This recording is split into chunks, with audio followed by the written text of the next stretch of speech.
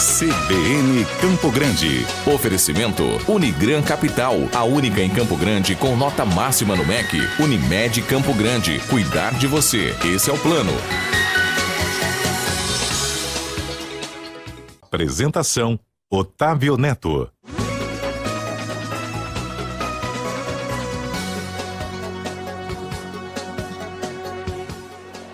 Muito bem, começa hoje a 6ª Semana Nacional de Educação Financeira. A gente vai falar de economia agora, começar a semana falando de educação financeira é sempre bom. E para falar sobre esse assunto, nós convidamos a economista Andréa Saragossa. Ela é educadora e planejadora financeira. A gente está falando de um evento que começa hoje em todo o país, praticamente, é organizado pelo Corecon, que é o Conselho Regional de Economia de Mato Grosso do Sul. Eu estou falando da semana aqui do Estado. André, obrigado pela gentileza de aceitar o convite de falar com a CBN. Bom dia. Bom dia, eu que agradeço pelo convite, pela oportunidade de divulgar esse evento, né, que é a 6ª Semana Nacional de Educação Financeira. Essa semana é realizada, Otávio, em todo o país, né? No ano passado, para você ter uma ideia, né, para os telespectadores, para os ouvintes, desculpe, terem uma ideia. Mas você sabe que também nós temos transmissão ao vivo. Nós também vivo, temos, né? telespectadores e ouvintes. A rádio hoje se modernizou de tal forma que a gente não erra quando diz então, telespectador. Estão me vendo pela internet. Estão te vendo pela internet. Tomara que eu esteja bonita. Bom, então, essa semana é uma semana nacional de educação financeira, né? Ela é realizada no Brasil todo. Hoje, no ano passado, nós atingimos 26 estados, foram 1.134 cidades, né? Então, e qual que é a ideia?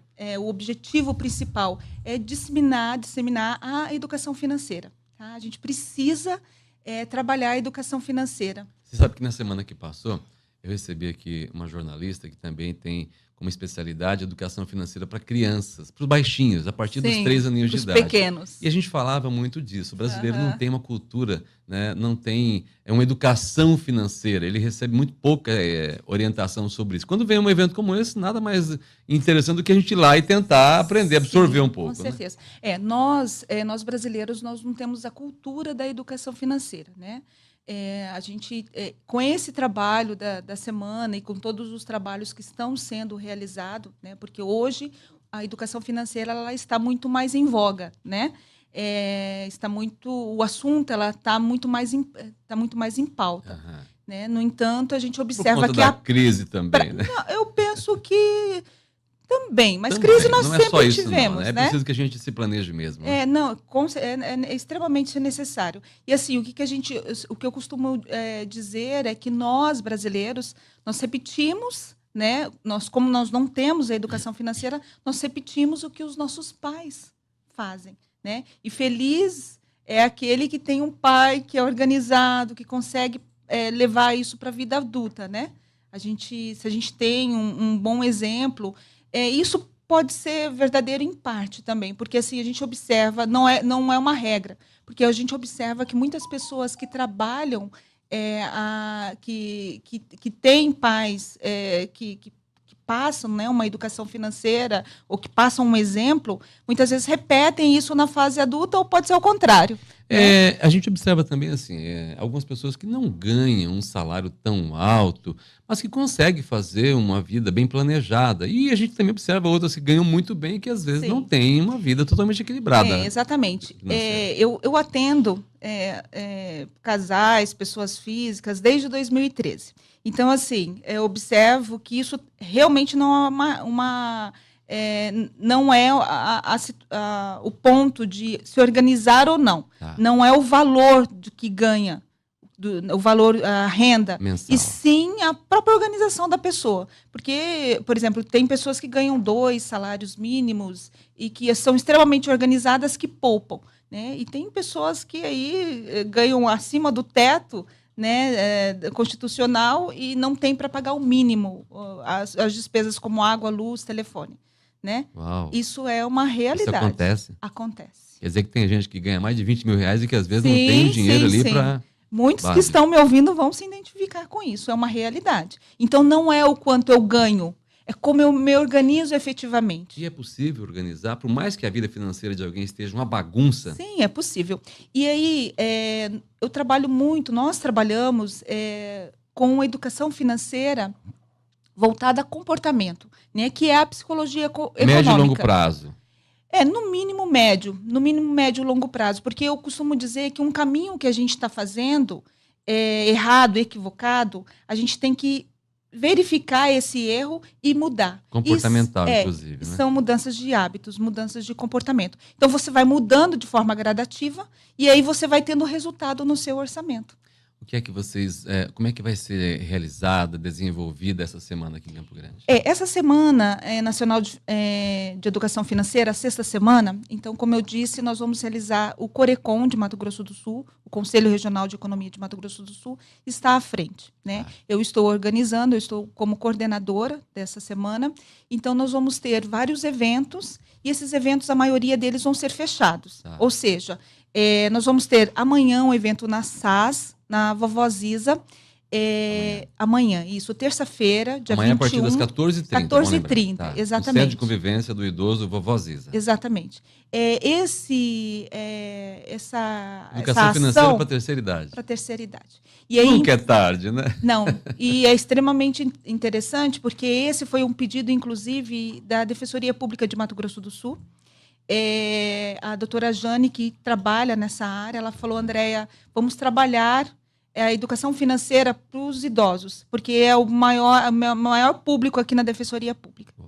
Né? Então, eles vêm principalmente com questões de empréstimos consignados, com o salário todo tomado, né? Então, verifica a possibilidade de fazer uma ação lá para eles. E aí, em conversa com a SAS, né, a gente vai realizar essa ação na terça-feira. Vai até no dia 25. Até no dia 25. Então, amanhã, na Vovó Ziza, né, com foco para a terceira idade, principalmente endividamento e superendividamento. Tá. Né? Na quarta-feira, nós vamos realizar um evento no PROCON municipal. Esse evento foi muito interessante também, porque a Rose, ela me pediu para que realizasse um treinamento para os servidores. Por quê? Para que eles pudessem colocar em prática na vida deles e entenderem também quando forem atender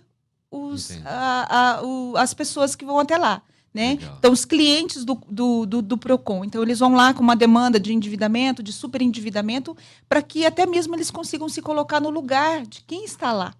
Né? E eu achei a proposta super interessante. Então, amanhã a gente vai realizar um workshop organizando a minha vida financeira, no qual eu vou conversar com esses servidores. A gente vai passar a tarde. Amanhã não, perdão, na quarta-feira, a partir das 13h30. Na quinta, na Aldeia Água Bonita. Na sexta-feira, nós vamos realizar um evento na Aldeia Água Bonita, solicitação da AGEAB. Eles realizam um programa de habitação lá, eles estão construindo casas, né, para os indígenas, e pediram para que eu fosse conversar com eles sobre planejamento financeiro. Legal. Eu achei assim uma proposta desafiadora, falei, vamos lá, porque assim, é diferente do não índio, né?